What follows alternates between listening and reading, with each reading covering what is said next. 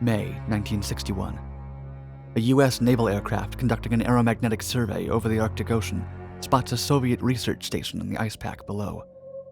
This was North Pole 9, one in a series of mysterious scientific colonies built by the Soviet government to further their exploration of the remote Arctic. The purpose of the stations was unknown at the time, and the prospect of infiltrating one was immediately intriguing to U.S. intelligence. The challenge would be how to access NP9, as it was buried too far into the impenetrable Arctic ice to reach by boat or helicopter. Landing an airplane on the unstable icepack was out of the question. The CIA, however, was undeterred. It would take a year of planning and extreme training to launch one of the agency's most daring missions of the Cold War. U.S. officials confirmed that the station they found, North Pole 9, had been recently abandoned off the eastern coast of Greenland after cracks and drifts in the ice surrounding it had rendered it completely inaccessible. The discovery of this station was reported back to the Office of Naval Research, a branch of the U.S. Navy, where the possibility of a reconnaissance mission to the abandoned facility was discussed. Cold War tensions between the U.S. and the Soviet Union were at a fever pitch, the Bay of Pigs having occurred just 1 month earlier, and access to a Soviet facility like NP9 would allow the U.S. to recover a treasure trove of classified information and data. There was also the distinct possibility that top-secret equipment allowing the Soviets to track U.S. submarines would be found. To solve the extreme challenges posed by the operation, the CIA turned to Robert Edison Fulton Jr., a lifelong inventor and engineer. Prior to World War II, Fulton worked for Pan American Airways as a videographer, shooting footage of the flying boatcraft known as the Clipper on its flights over the Pacific Ocean to South America. It was perhaps this work that inspired him towards aircraft invention with an unusual prototype that could convert into an automobile, which he called the airphibian. During the war, Fulton next caught the eye of military leaders when he developed an aerial flight trainer known as the Gun Airstructor, the first ever fixed aerial gunnery trainer. His experience in the conflict also greatly influenced what would become his greatest contribution as an inventor when the CIA would later come calling, and he thought back to an unusual technological demonstration he observed in the skies over London. The All-American system was an aerial retrieval concept, allowing an aircraft to hook or snare a payload on the ground while flying over it. The idea came from a modified version of a mail pickup method invented by Lytle S. Brown and reinterpreted by All-American Aviation as a way to quickly extract military personnel or downed assault gliders from hostile combat situations without needing to hover or land. As designed, 2 steel poles were planted in the ground 54 feet apart, and a line was strung between them. The payload was then attached to the line. As the pickup aircraft approached, a cable was deployed from the rear of the plane with a hook at the end. The aircraft, usually a Douglas C-47 Skytrain, would pull up just as the hook caught the line strung between the poles, hoisting the contents into the air. Though they had tested it extensively, U.S. forces never used the technology in a live combat situation during the war, though it was allegedly used in secret missions by the British Royal Air Force. The first human recovery using the All-American system did not take place until November 29, 1952, when CIA paramilitary officers John T. Downey and Richard G. Fecteau were hurriedly trained in the pickup procedure for a mission to recover a courier behind enemy lines in Manchuria. The plot failed when Chinese forces shot down the aircraft and captured Downey and Fecteau, and the equipment was never used. When Robert Fulton observed the All-American system in use in London, he believed he could improve upon it. The necessity of the poles limited its range of usefulness, and he felt it would be ineffectual in situations involving inaccessible terrain. In his iteration, all of the necessary equipment could be tightly packaged into a recovery kit that could be dropped from the air and easily assembled on the ground. A harness that could be modified to hold cargo or human beings was connected to a high-threshold nylon line, along with a self-inflating mylar balloon. The balloon, once filled, would raise the line up to an acceptable height, allowing the retrieval aircraft, equipped with 2 curved steel horns on its nose, to snare the line and trigger a spring-loaded mechanism that secured the line to the aircraft, detaching from the balloon. The contents would then be connected to a powered winch that would reel them into the aircraft. It was to be called the Fulton Surface-to-Air Recovery System, STARS, and nicknamed Skyhook. Fulton tested Skyhook first on test dummies, then on live pigs, who have nervous systems that are similar to humans. It was critical that the human body be able to withstand the force of the pickup, as the concept required the payload to be hoisted into the air at 125 miles per hour. The first human pickup occurred on August 12th, when Staff Sergeant Levi W. Woods of the U.S. Marine Corps was successfully hooked and winched aboard a P-2 Neptune aircraft. Fulton delivered photographs of the successful pickup to Admiral Luis de Flores, Director of Technical Research at the CIA, who saw the potential for military use of the Skyhook system and connected Fulton with the Office of Naval Research, who in turn gave him a developmental contract to work within their Air Programs Division. When the Soviet drift station was discovered in 1961, and the question of how the U.S. Navy might be able to access it was broached, Fulton's Skyhook technology quickly entered the conversation.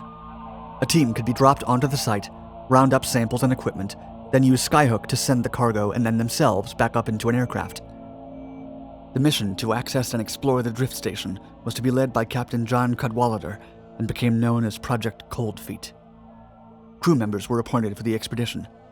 The selected investigators were Major James Smith, a trained paratrooper and Russian linguist who had previous experience working on U.S. drift stations, and Lieutenant Leonard A. Leshak, a former petroleum geologist and geophysicist who had spent 4 months setting up a surveillance system on Air Force Drift Station T3.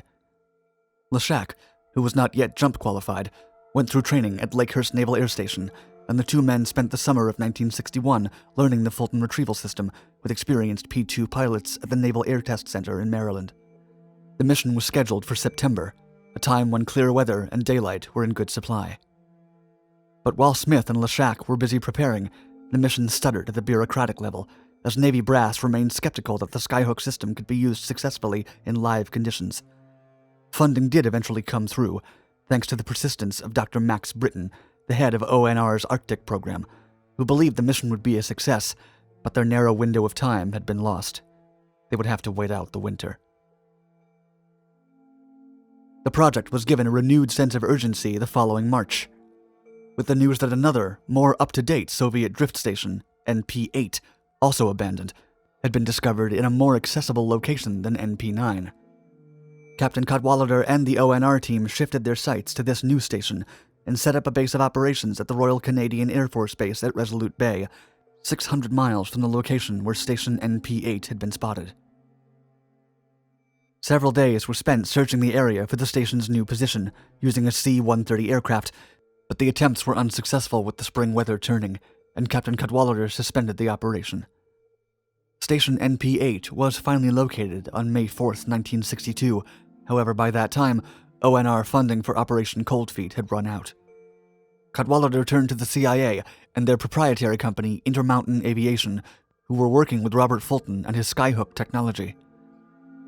Between the $30,000 contributed by the Defense Intelligence Agency and the Skyhook-equipped B-17 and C-46 support aircraft supplied by Intermountain, Coldfeet was reignited and ready to go.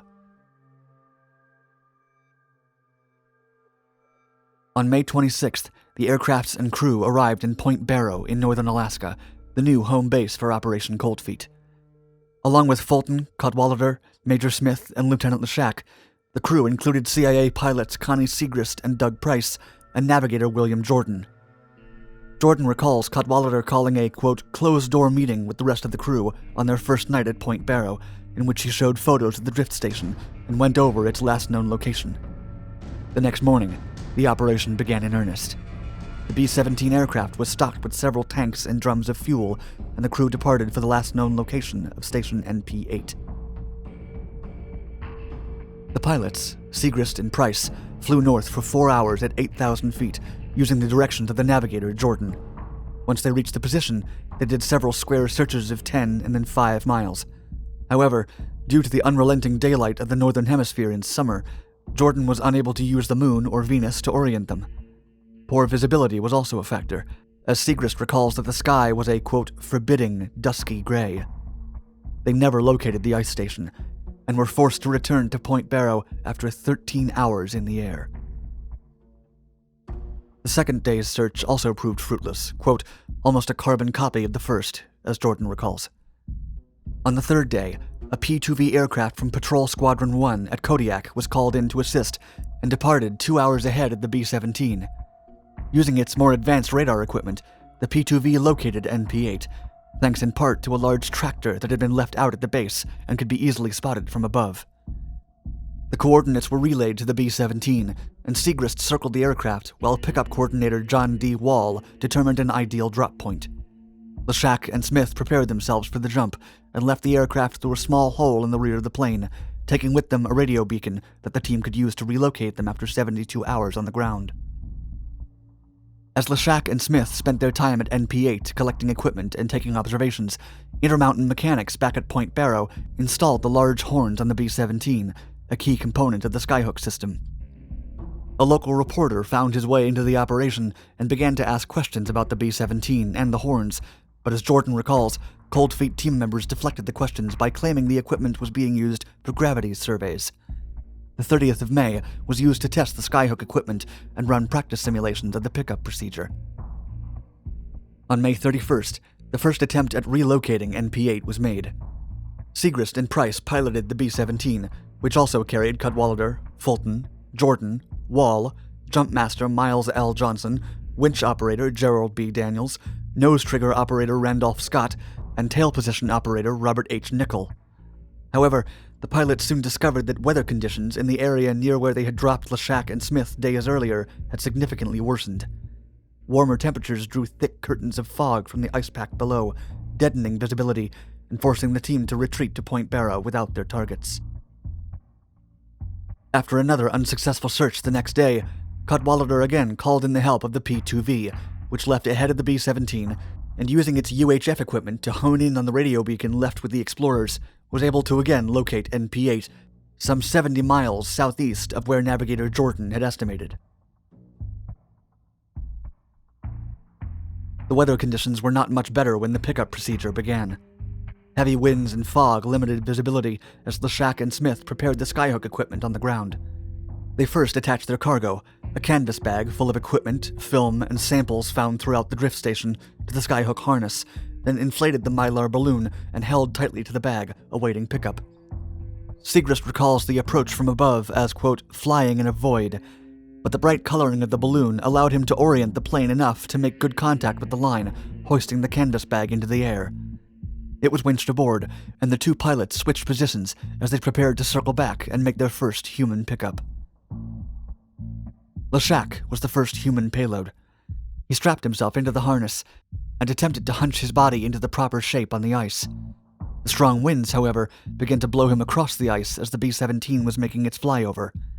Leshak was lifted into the air in a tangled position, but was able to contort himself around 180 degrees using his arms as ailerons, so that he was facing away from the winds and able to breathe again. It took 6 to 7 minutes to winch Leshak successfully aboard the aircraft. Smith watched as Leshak disappeared into the gray sky above, then unpacked the last Skyhook kit and strapped himself in. Segrist was again in the pilot's seat for the final pickup. Smith also began to drift across the ice in the strong winds as he braced for pickup, but managed to catch a crack in the ice with his boot and maintain that position until the B-17's horns again made contact with the line above him. He was winched aboard and met in the aircraft by Leshak, Fulton, and Cadwallader, who was waiting at the ready with a bottle of scotch for the cold and recently airborne explorers. Upon arriving back at Point Barrow, the team was met with a lavish party. Large library tables were weighed down with hot food, hors d'oeuvres, and alcohol to celebrate a job well done. The next morning, the team awoke to their Arctic gear having been turned in and their bags already packed. Quote, "I got the impression someone wanted us to get moving," remembers Jordan. After a quick breakfast, the crew was flown back to Fairbanks, where they split up. The official CIA statement on Operation Coldfeet was that it was a great success. The equipment and documents recovered from the drift station showed great insight into the Soviets' advanced oceanographic and meteorological research and confirmed the ability of the station to operate in silence, showing a Soviet commitment to acoustical work. Captain Cadwallader wrote that perhaps its greatest achievement was proving that the Skyhook aerial retrieval system could indeed be used in live environments with tricky terrain, and indeed was used repeatedly by the CIA and others for clandestine operations up until 1996, when the Air Force Special Operations Command ceased maintaining the capability to deploy the system. As to what many of those James Bond-style missions actually entailed, we remain in the dark.